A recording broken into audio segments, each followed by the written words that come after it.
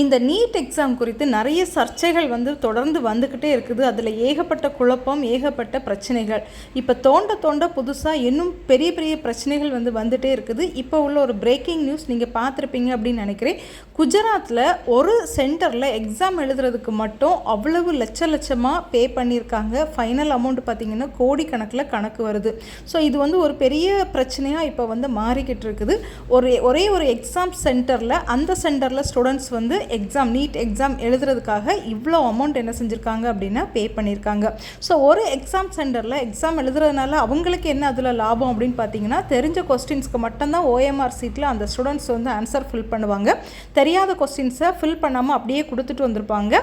அதில் அந்த இடத்துல போய் வேறு பர்சன்ஸ் இல்லைன்னா அந்த பர்டிகுலர் பர்சன்ஸ் டீச்சர்ஸ் யாரோ என்ன செஞ்சுருக்காங்க அப்படின்னா OMRக்கு கரெக்டான ஆன்சர் ஃபில் பண்ணியிருக்காங்க.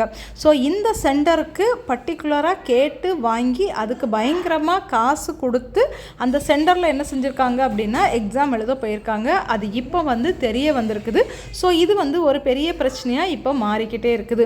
அது மட்டும் இல்லாமல் நீட்டில் கிரேஸ் மார்க் கொடுத்த ஸ்டூடெண்ட்ஸ்க்கு 23rd அன்னைக்கு ரீ எக்ஸாம் சொல்லி நமக்கு 30ஆம் தேதி ரிசல்ட் ரிலீஸ் பண்ணி நமக்கு 6ஆம் தேதி கவுன்சிலிங் ஸ்டார்ட் பண்ணுற மாதிரியும் என்ன செஞ்சுருந்தாங்க அப்படின்னா ஒரு இன்ஃபர்மேஷன் கொடுத்துருந்தாங்க.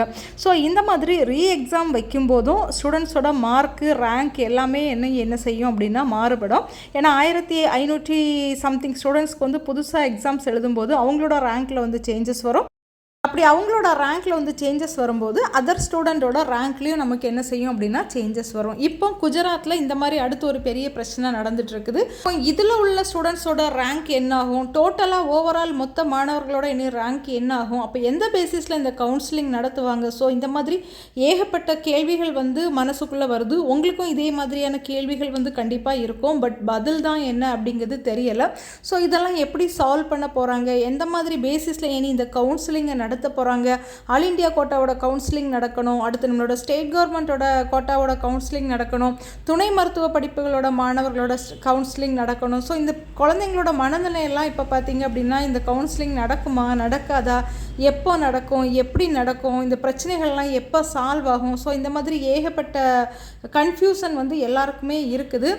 ஸோ இந்த பிரச்சனையெல்லாம் கொஞ்சம் ஃபாஸ்ட்டாக சால்வ் பண்ணி நமக்கு இந்த கவுன்சிலிங்கை கடகடா நடத்திட்டாங்க அப்படின்னா நார்மலாக உள்ள ஸ்டூடெண்ட்ஸ் பாதிக்கப்படாமல் அவங்கவுங்க கவுன்சிலிங்கை அட்டன் பண்ணி அவங்கவுங்களுக்கு கிடைக்கக்கூடிய காலேஜில் போய் என்ன செய்வாங்க அப்படின்னா ஜாயின் பண்ணுவாங்க. ஸோ இந்த மாதிரி இந்த பிரச்சனைகள் தொடர்ந்துக்கிட்டே இருக்கும்போது மாணவர்கள் என்ன செய்கிறாங்க அப்படின்னா பெரிதாக பாதிக்கப்படுறாங்க. உண்மையிலே இதில் அஃபெக்ட் பண்ணப்படுது. நிறைய படித்து எழுதி மார்க் எடுத்து கஷ்டப்பட்டு சரி நம்ம ஒரு கோர்ஸ் சூஸ் பண்ணி போய் ஜாயின் பண்ணிடலாம்னு நினைக்கக்கூடிய ஸ்டூடெண்ட்ஸ் அவங்களும் இந்த பிரச்சனைகளுக்குள்ளே மாட்டி அவங்களும் தேவையில்லாமல் அவங்களும் சேர்ந்து என்ன செய்கிறாங்க அப்படின்னா சஃபர் ஆகுறாங்க. ஸோ இதுக்கெல்லாம் சீக்கிரமாக ஒரு சொல்யூஷன் வரும் அப்படின்னு சொல்லி நம்ம நம்புவோம். சீக்கிரமாக இந்த பிரச்சனைகள்லாம் சரியாகி நமக்கான கவுன்சிலிங்கை ஃபாஸ்ட்டாக ஸ்டார்ட் பண்ணிடுவாங்க அப்படிங்கிறத நம்ம நம்புவோம். அண்ட் இந்த ப்ராப்ளங்களுக்கெல்லாம் சீக்கிரமாக ஒரு ஃபைனலான சொல்யூஷன் கொண்டு சீக்கிரமாக இதை சரி பண்ணிடுவாங்க அப்படிங்கிறதையும் நம்ம என்ன செய்வோம் அப்படின்னா நம்புவோம்.